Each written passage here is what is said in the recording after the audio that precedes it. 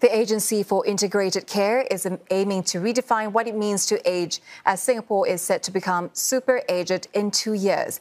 That's when more than a fifth of its population is aged 65 and above.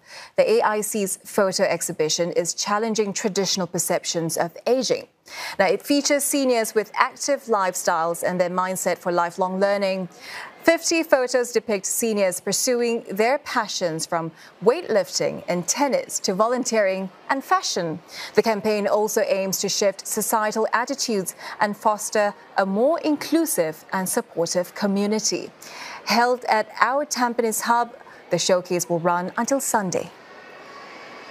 I think it's about time that people with the age like us to raise the bar and just try to change the perspective of the people that look upon us, that we should be still maintain the old and retired look.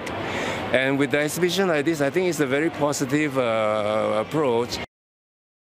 It's very important that we must tell the population, the seniors, that you may have a bit of aches and pains, but you can still feel very well by being active with the community, doing what you enjoy doing, because it's all about wellness, not the absence of illness. We will have our aches and pains. That doesn't stop us from being happy. And as Singapore ages, how are we challenging the notion of what aging should look like? Now, for more on this, Dinesh Vasudash, CEO of the Agency for Integrated Care, joins us in the studio tonight. Dinesh, welcome to the program. Thank you for having me. Now, we are here to redefine what aging means in Singapore. But first, let's touch on the age-related stereotypes. How prevalent are they? And what are some of the common ones out there that you have identified? Well, I think aging is often seen in a very narrow lens, where we start to get frail, maybe bedbound, maybe in a wheelchair. But that doesn't mean that we should define aging in a way in which defines the latter parts of our life. We have a long life that we have in Singapore, and I think there's lots that we can do to ensure that we maximize it and we redefine the way in which we see aging. And what are some of the examples that you have identified? Well, for example, the ability for us to have a photo exhibition such as this, where we've got examples of people who have challenged what it means to be aging in Singapore. Yeah. You know, it'll be very different when we grow up in future, where aging for a person who's 60 in the future will be very different from what it is today, as it was different from what it was in the past. So, for example, the photo exhibition showed wonderful characters, like, for example, Madam Sheila Mariappan, age 73, and she picked up the new hobbies such as dancing and singing, or Mr. Danny Yeo, who was a marketing executive, and he decided to move on to become a Squid Game participant. Contestant number 218 did not quite make it to the finals, but still good enough to, promote his idea of wanting to act in an outdoor type of activity. But my favorite was Mr. Kaider Khalid, who was at the age of 60 a new nurse. He took up nursing at 2022 and is now a nurse at Ng Teng Fong Hospital, having fully qualified and having taken a degree in nursing.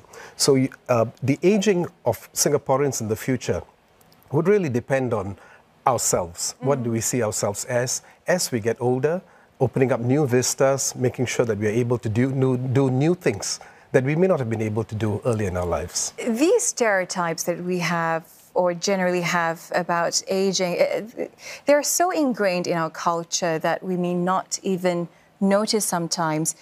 How challenging do you think is it to reverse some of these stereotypes about aging?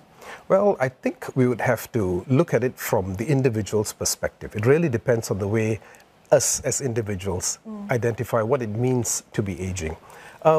Age, as they say, is just a number. We identify ourselves with our chronological age, but that need not necessarily define our biological or even cognitive age. And many of us will age very differently. Some of us might need support and help, but for the vast majority of us, I think we can age very well in the community. You know, we were talking about how it is important to shift societal attitudes and, it's about fostering a more supportive, inclusive community. How do you think we need to turn these ideas into real action and changes on the ground itself? Yeah, so I think the notion of needing support as we age is changing as well. I think families will continue to play a very important role, but beyond families, social interest groups, active aging centers could be other areas at which our seniors can interact with one another. And Singaporeans are living longer, but it's also about living longer, healthier lives. And also for our future seniors, as I get older and as we get older and become seniors ourselves, many of us are becoming a lot more tech savvy, a lot more IT savvy, and a lot of us are able to also understand many of the collaterals that are available. That means that we can self-help without the need for others to help us in this process as well.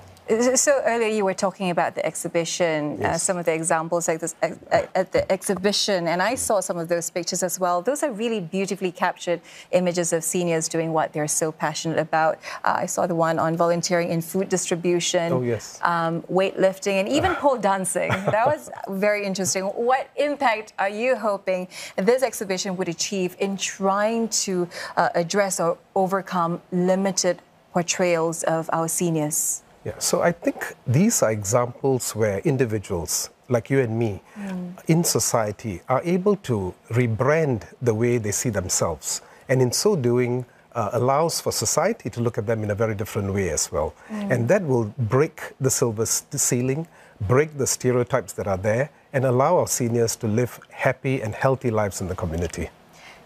It is a reminder, really, that aging is not a decline, isn't it? Apart from this exhibition, Dinesh, what else is AIC doing to help seniors age well in Singapore? Well, I think these are all national programs, and one of them is known as Healthier SG, where we pair our seniors with general practitioners, and we ask them to have a bit more of a proactive look for their own health, preventative.